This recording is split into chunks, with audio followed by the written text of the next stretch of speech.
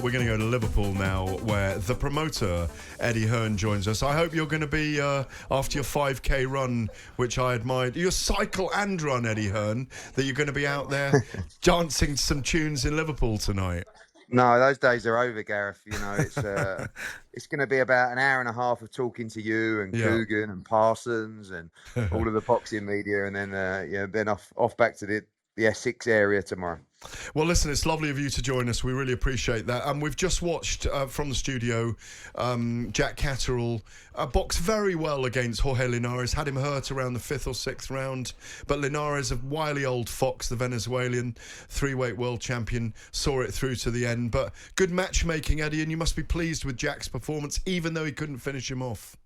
Yeah, I was. I mean, I would have liked to see him step on the gas a little bit more after he hurt Linares. But you also understand that Linares, you know, he can punch, and he was trying to time him with that backhand and walk him onto shots. But I think also Jack probably one eye on what's next as well. You don't want to be slipping up in a fight like Jorge Linares, but probably gave him a little bit too much respect down the straight. Would have liked to see him turn the screw a little bit, but a dominant performance and, you know, really a boxing masterclass against, as you say, a 3-division world champion. And where is he going next? I think that the fight that, as we saw with Wood Warrington the other week, as we saw with Smith Eubank, and as we're going to see with Benn against Eubank as well, the British fights, they work. You know, the bad blood, the build-up, and I think none so more than the rematch between Josh Taylor and Jack Catterall. I mean, you've seen Josh Taylor going at it on social media tonight.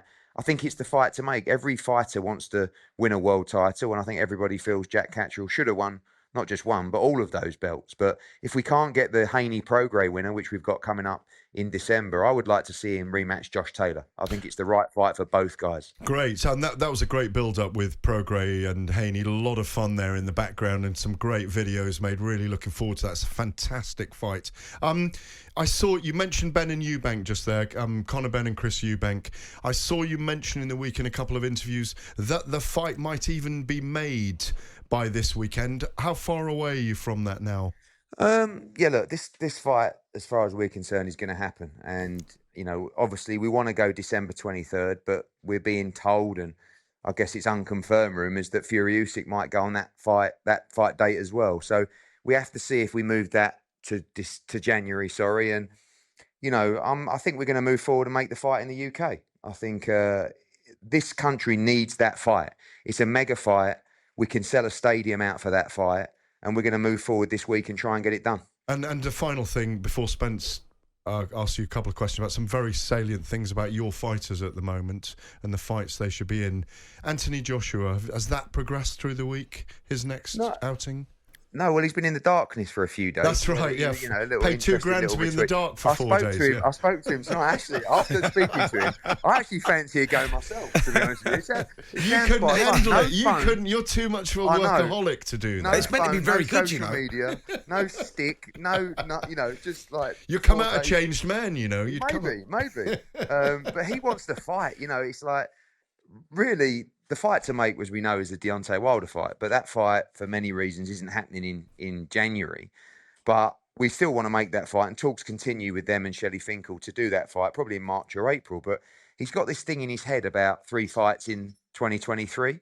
And I said to him, look, you know, your first fight this year was in April, so you can still get your 3 fights in. But he just wants to get back in camp and out to fight. And he appreciates that fight won't be a mega fight if he fits one in before Deontay Wilder. But that is still the focus. And we are considering, again, him on the 23rd as well. But we kind of wait to see what happens next week in Saudi Arabia to see if they're going to move forward on the 23rd. Come out of the dark, AJ, that's what I got to say. Eddie, what sort of opponents are you looking at for Anthony Joshua? I mean, Zhale Zhang was a name that you'd mentioned before. Is that someone that's a possibility? I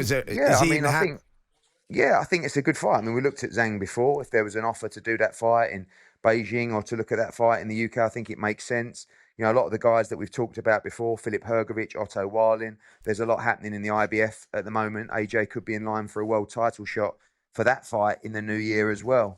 Kabayao, who's been mentioned, you know, we appreciate it won't be a mega fight, but he's okay with that. He wants to get back in the ring and keep himself active while he waits for those mega fights. You know, really, there's 2 fights that AJ needs to have before he retires. And that's Deontay Wilder and Tyson Fury. Sure. And, you know, for me, I think he has to have those fights next year. And that's the plan. But what he's not going to do is be inactive like a lot of these guys. You look at Deontay Wilder; he hasn't boxed in over a year, and that was a 45-second blowout in his last fight. Andy Ruiz, these kind of guys, they're fighting like once a year. So I think if AJ can box 3 times in 9 months, I think that's good for his career. But ultimately, what he wants, we want, and the British public want is the biggest fights out there. And really, he's boxed everyone outside of Wilder and Fury. Sure. And Eddie, back to Jack Catterall as well. You was talking about the possibility of a rematch with Josh Taylor, a fight that everybody would like to see. Would that be at a catchweight at all? Yeah, I think it would have to be. I mean, I think Josh Taylor made it clear he wants to move up to 147. I think his days at 140 are numbered. And I don't have a problem with 143. I don't want to say 144 because I'd have to get approval from Jamie Moore and Jack Catterall. But I don't see the problem with a catchweight for that fight. If it's not a championship, then, ultimately the fight is about the history. It's about the bad blood. It's about the narrative of what happened last time and trying to put the wrongs right in Jack Catterall's mind. But Josh Taylor's a spiteful individual, in the ring and out the ring. And I love the build-up. I love the tenacity and, and the volatility that he would bring to those press conferences. And there's a huge amount of bad blood between the teams and the fans. And they're the kind of fights you want to be involved with. And so, for us, it's definitely a priority to make early 2024. Sure. And Eddie, I wanted to touch on something else that you talked about as well, and that was about your fighters and some of the fighters that don't want to take the risks and the fights that you want to get on and make them more 50-50 and stuff. And you saying that, fighters that are turning fights down, that you're maybe even looking at,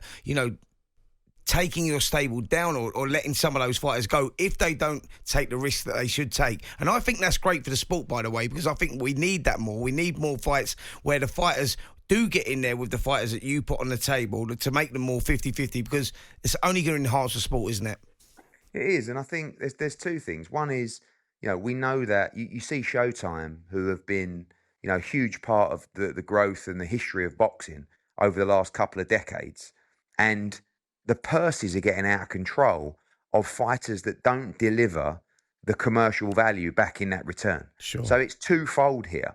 Number one is making sure that, every fighter deserves to be rewarded. But in the fights that actually, the numbers got to be right. It's got to have the value. It's got to put bums on seats. It's got to drive subscribers and viewership. And you do that by making great fights. So I don't have a problem paying the money.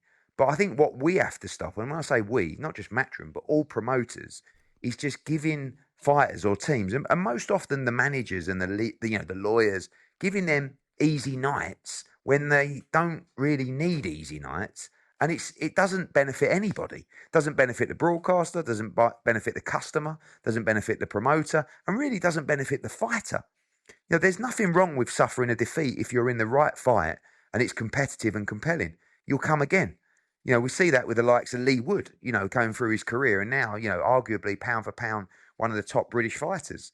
But we are saying to fighters now, and we do have a responsibility to bring them through in the right manner and to give them that education and graduation to the tougher fights. But when it's time to pull the trigger, and we all believe, and the training team believes, that this is the right fight, and you're out there trying to get an easy fight that no one wants to see, we're not going to pay for it anymore.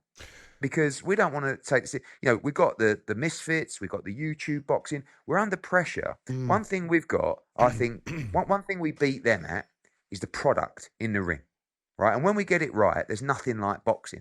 But we just got to get it right more times than we get it wrong. Sure. And that means, and we understand certain fighters at certain stages in their careers, they need those building fights. They're not going to be in 50-50 fights. But when it's time to pull the trigger, you've got to pull the trigger. Don't be afraid to take the risk. And I'm not talking about 50-50s in every fight, but at least competitive fights. Sure. And, in the past, I think it's a very competitive industry. You've got Sky, you've got us, you've got Frank Warren, you've got these people. So you don't want to lose talent from your stable.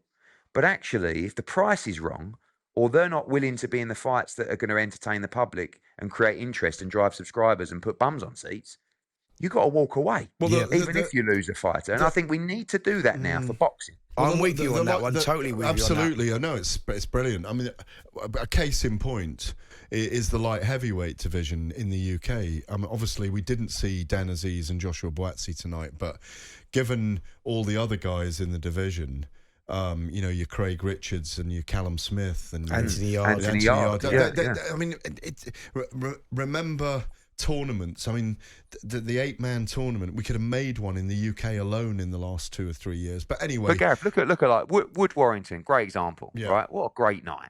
You know, Wood against Conlon. You know, even Smith against Eubank. Not some of the second one, but the first one. You know, like the big domestic fights work, and we've just got to, you know, we've got to do better in making the fights that we want to see. And I think we know the fights we want to see, but having those conversations sometimes, and it's not really the fighters or sometimes even the trainers. You know, a manager's job or an advisor's job is to get the most amount of money for a fighter for the least amount of risk, right? And I get that.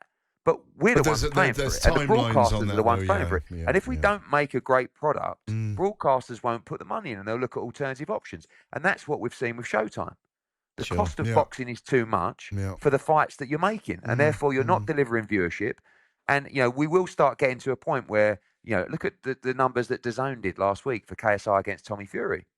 You know, DAZN are heavily invested in boxing. But if we keep going and YouTube boxing rates much better, and don't forget, these YouTube fighters are making no money.